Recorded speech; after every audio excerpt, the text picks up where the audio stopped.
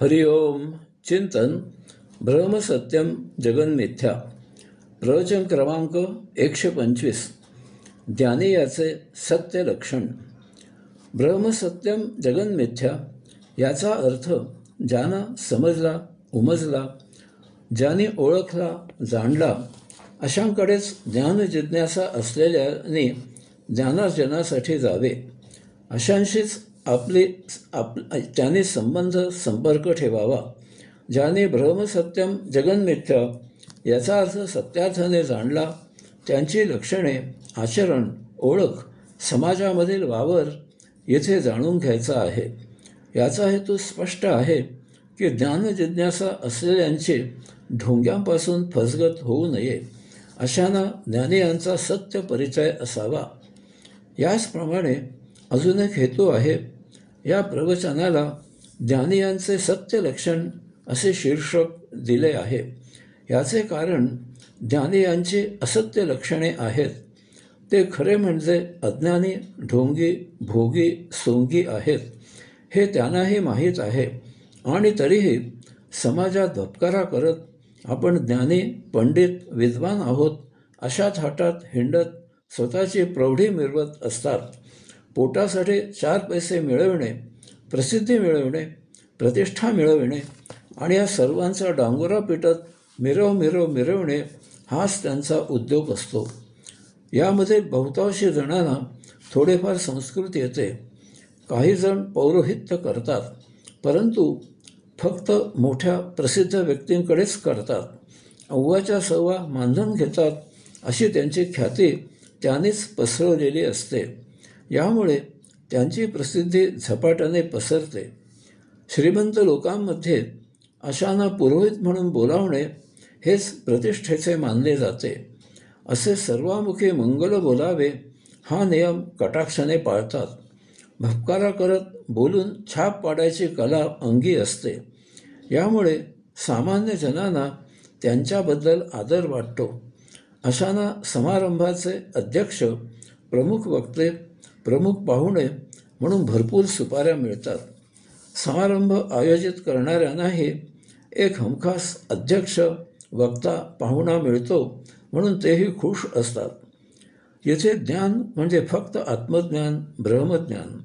ज्ञानी यांना आध्यात्मिक तत्त्वज्ञानाची समज, उमज, जाण असते. आध्यात्मिक तत्त्वज्ञान जाणून त्याप्रमाणे ते आचरण करतात. तसे जमले नाही तरी निदान त्या विरुद्ध तरी आचरण करत नाहीत. तसेच अशांना भौतिक जगताची सत्य जाण असते.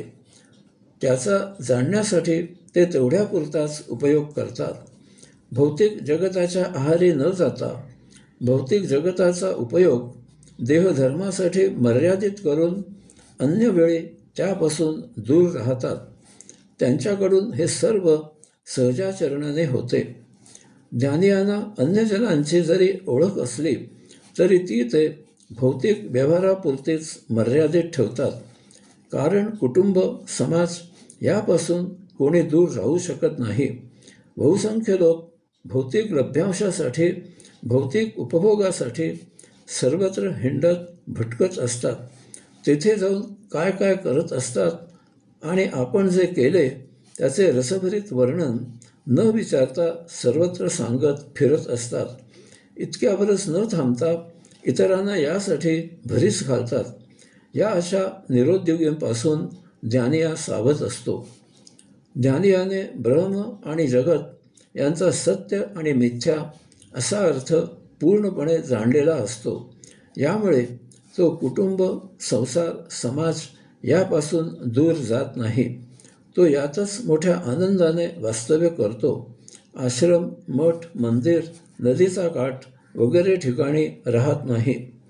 दाढी, मिशा, केस वाढवायचे आणि आपले ओंगळ रूप दाखवायचे, भगवी वस्त्रे परिधान करायचे, वृक्ष चेहरा करून हिंडायचे, उगीचच डोळे मिटून बसून राहायचे, तोंडाने रामकृष्ण हरी वगैरे असे काही म्हणत असायचे. आश्रम, मठ, मंदिर येथे फुकट राहायचे आणि गिळायचे. किंवा नदीकाठी तीर्थक्षेत्री गावोगावी घराघरामधून हिंडून भक्तांकडून भिक्षा मागायचे. असे आपण का करता असे त्यांना कोणी शास्त्रात खडसावून विचारत नाही. आश्रम, मठ, मंदिर, नदीचा काठ वगैरे ठिकाणी येणारे भाविक असतात. ते अशांना काही ना काहीतरी झोळीत घालतात. वर मनोभावे आदराने नमस्कार करतात. कर्मयोग न करता भूक भागते. ज्ञानी या कुटुंब, संसार, समाज यामध्येच राहतो. कारण त्याने जगाचे मिथ्यत्व जाणलेले असते. यामुळे त्याला जगतापासून मुळीच धोका जाणवत नाही. विष प्राशन केल्याने मृत्यू येतो हे जाणलेले असल्यामुळे कोणी आत्महत्या करायची असल्याशिवाय विष पीत नाही. अति खाल्ले तर अपचन होते हे ज्याने जाणले तो भूक भागेल इतपतच खातो. अति सर्वत्र वर्जयेत ही उक्ती ज्ञानियाला पटलेली असते. म्हणून ज्ञानिया वस्तुजगत वापरताना त्याचा अत्यंत आवश्यक इतपतच वापर करतो. कधीही कोणतीही वस्तू किंवा गोष्ट मर्यादाबाहेर वापरत नाही. ज्ञानिया कधी काही कारणाने मंदिरात गेलाच तर तेथे तो त्या उपास्य देवतेपुढे जागा असल्यास आदराने विनम्रपणे बसून, जागा नसल्यास उभ्याने हात जोडतो आणि शांतपणे त्या उपास्य देवतेवर ध्यान लावतो. काही कालावधीनंतर शांतपणे मंदिराबाहेर जातो. परंतु तो तेथे उभ्याने दोन्ही गालावर मोरपीस फिरवल्याप्रमाणे हळुवार चापटे मारल्यासारखे 3-3 वेळा करत मुखाने क्षमस्व परमेश्वर वगैरे काही पुटपुटत नाही. कारण त्याला पक्के माहीत आहे की आपले प्राक्तन प्रारब्ध संचित उपभोगूनच संपवण्यासाठी नियतीने आपल्याला येथे जन्म दिला आहे. परमेश्वर नियतीविरुद्ध प्राक्तन प्रारब्ध संचित अक्षय तृतीयेला, रामनवमीला, कालाष्टमीला, दत्त जयंतीला वगैरे माफ करणार नाही किंवा करतही नाही. ज्ञानिया कधीही धार्मिक विधी, सोपस्कार, पूजा करत नाही. कारण आपण आणि ब्रह्मप्राप्ती यामध्ये मध्यस्थाची आवश्यकता नसते. असे करणे ही धूळफेक, फसवणूक, लुबाडणूक असते. तो प्रवचन क्रमांक 124 मध्ये दिल्याप्रमाणे साधना उपासना करतो. ब्रह्माप्रमाणेच आपण अदृश्य, अरूप, अव्यक्त, अस्पर्शित, अगोचर, अवर्णनीय, निराकार, निर्विकार, निरावयव, निर्गुणी, निर्लेप, सूक्ष्मातिसूक्ष्म वगैरे व्हावे लागते आणि असे कोणाच्याही उपस्थितीत होऊ शकत नाही. हे आपले आपणच होऊ शकतो. याचप्रमाणे ज्ञानी या नियतीने जन्मताच दिलेली परिस्थिती जशी आहे तशी विना तक्रार आनंदाने स्वीकारतो.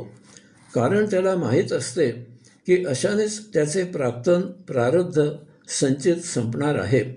याचबरोबर जर या परिस्थितीत नियतीकडून काही बदल झाला तर तो बदलही तो जसा आहे तसा विना तक्रार मोठ्या आनंदाने स्वीकारतो.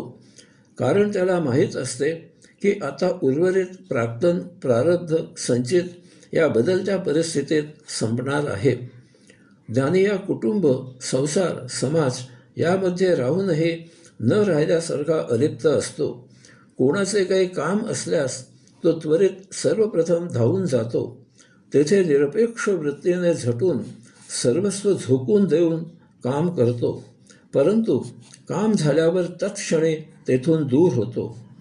ज्ञानिया नेहमी प्रसन्न चित्ती आणि मुखी असतो. तो शक्यतो देह बोलूने, जरूर असल्यास मुखाने कमीत कमी शब्दात बोलतो. अन्य वेळी तो मौन असतो. मौनामध्ये खाणाखुणा करून किंवा कागदावर किंवा पाटीवर लिहून प्रश्नोत्तरे देण्याचा आचरटपणा तो करत नाही. अशा प्रकारे ज्ञानियाची काही लक्षणे येथे दिली आहेत. ही आणि अशी लक्षणे आपल्या अंगी बांधण्याचा, उतरवण्याचा, मुरवण्याचा प्रयत्न करावा. आत्मज्ञानी ब्रह्मज्ञानी व्हावे आणि भगवान आद्य श्री शंकराचार्यांचे ब्रह्मसत्यम जगन्मिथ्या हे सूत्र समजून उमजून जाणून घ्यावे. कारण हे सूत्र आपल्या भौतिक आयुष्याला आणि आध्यात्मिक जीवनाला उपयुक्त आहे, दिशादर्शक आहे. हरिओम.